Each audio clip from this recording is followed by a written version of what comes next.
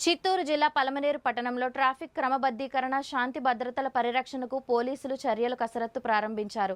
శుక్రవారం మధ్యాహ్నం 2 గంటల సమయంలో పట్టణ పోలీస్ స్టేషన్లో మీడియా సమావేశం నిర్వహించిన ఎస్ఐ లోకేష్ రెడ్డి కీలక వ్యాఖ్యలు చేశారు. పలమనేరులో ట్రాఫిక్ సమస్య తీవ్రమైందని, గతంలో అమలు చేసిన విధానాన్ని తిరిగి పాటించాల్సిన అవసరం ఉందని ఆయన తెలిపారు. ముఖ్యంగా వన్ సైడ్ పార్కింగ్ విధానాన్ని తిరిగి అమలు చేయనున్నట్లు పేర్కొన్నారు.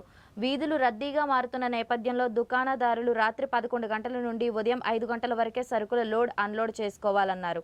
పగటి సమయంలో వీటి వల్ల వాహనదారులకు ఇబ్బందులు ఏర్పడితే తగిన చర్యలు తప్పవని స్పష్టం చేశారు. పలమనేరులో ట్రాఫిక్ ఎక్కువ పెరిగిపోతుంది సార్. దీనిపైన మీరు ఏం యాక్షన్ తీసుకెళ్తారు? నా పేరు సి లోకేష్ రెడ్డి. నేను కొత్తగా తమ్మలపల్లి నుంచి పలమనేరుకి 18వ తేదీ ట్రాన్స్ఫర్ అయ్యి వచ్చినాను. ఇక్కడ ప్రధానంగా మన పలమనేరు టౌన్లో నేను గమనించగా తెలిసింది ఏంటంటే ఈ ట్రాఫిక్ చాలా ఎక్కువగా ఉన్నది. ఎర్లీ మార్నింగ్ టైంలో 8:30 ఆ టైంలో ఎక్కువ ఉంటుంది. మళ్ళీ ఈవినింగ్ టైమ్స్లో స్కూల్స్ వదులుతున్నారు కదా, ఆ టైంలో కూడా చాలా ఎక్కువ ఉంటుంది.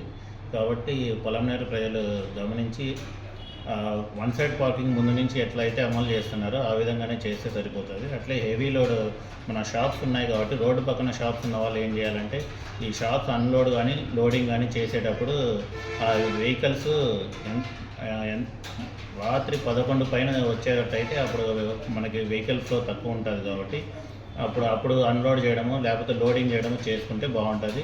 మార్నింగ్ 5 లోపల చేసుకుంటే బాగుంటుంది. అంతేగాని ఇట్లాంటి పీక్ అవర్స్లో ఇట్లా సెలవులు ఉంటాయి, ఆ టైంలో కూడా హెవీ ట్రాఫిక్ ఉంటుంది. ఆ టైంలో మీరు రోడ్స్కి అడ్డంగా పెట్టి ఇట్లా వెహికల్ అన్లోడ్ చేయడము లోడ్ చేయడము చేస్తే మాత్రం వారిపై టౌన్ న్యూసెన్స్ యాక్ట్ బుక్ చేస్తాము. అట్లే వెహికల్స్ అడ్డం పెట్టినందుకు దాని మీద కూడా జనాలకి ట్రాఫిక్ ఇబ్బంది కలిగించే విధంగా చేసినా కూడా వారిపై ఆ విధంగా చట్టపరమైన చర్యలు తీసుకుంటాము. కాబట్టి అన్లోడ్ కానీ లోడ్ కానీ చేసేటప్పుడు రాత్రి 11 పైన కానీ మార్నింగ్ ఉదయం 5 లోపల ఈ టైంలో మాత్రమే లోడింగ్ కానీ అన్లోడింగ్ కానీ చేసుకుంటే హెవీ వెహికల్స్లో బాగుంటుంది. సార్, ఈ తోపుడు బళ్ళు కొన్ని వెహికల్స్ రోడ్డుకు అడ్డంగా పెట్టేస్తున్నారు సార్. దానివల్ల కొన్ని యాక్సిడెంట్స్ కూడా జరుగుతున్నాయి సార్. దానిపైన మీరు వాళ్ళకి ఏం చెప్తారు సార్? ఈ తోపుడు బండ్ల వాళ్ళు కూడా ఈ గమనించింది ఏంటంటే రోడ్డుకి ఎడ్జస్ట్లో పెడతారు. కొనుక్కునే వాళ్ళంతా రోడ్డు మీద నిలబడి కొనుక్కోవడం, వెహికల్స్ ఆపి కొనుక్కోవడం ఇట్లాంటివి చేస్తున్నారు.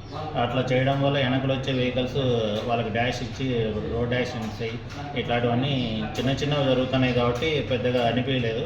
కానీ ఆ చిన్నవి కూడా జరగకూడదు కాబట్టి మీరు రోడ్డుకి కనీసం ఒక 6 అడుగులు లోపలికి పెట్టుకుంటే బాగుంటుంది. కనీసం వచ్చి వెహికల్ ఆపి వాడు కొనుక్కోవడానికి దీనికి కూడా బాగుంటుంది.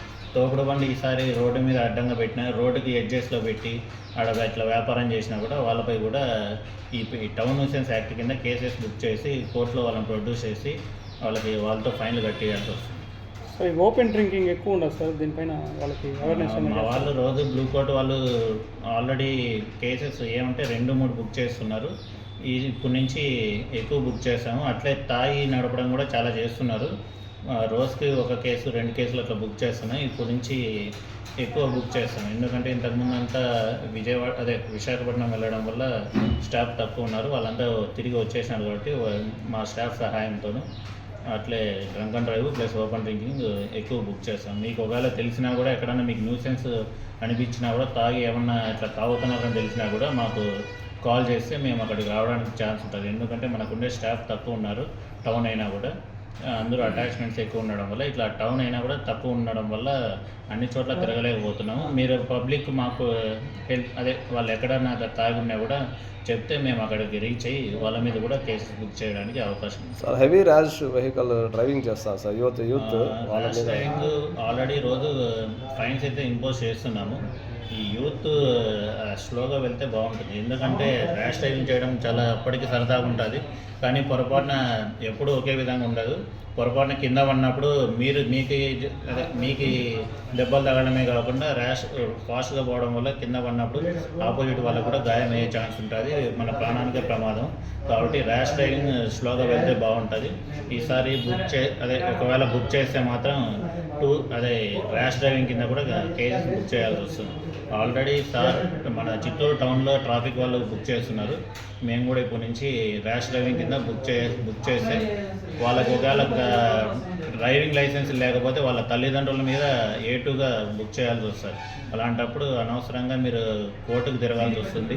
భవిష్యత్తులో కూడా ఈ కేసులు ఉండడం వల్ల చదువుకునే పిల్లల మీద వీళ్ళ మీద అనవసరంగా ఇబ్బందులు పడాల్సి వస్తుంది. కాబట్టి ర్యాష్ డ్రైవింగ్ తగ్గించుకొని హెల్మెట్ పెట్టుకొని జాగ్రత్తగా వెళ్తే బాగుంటుంది.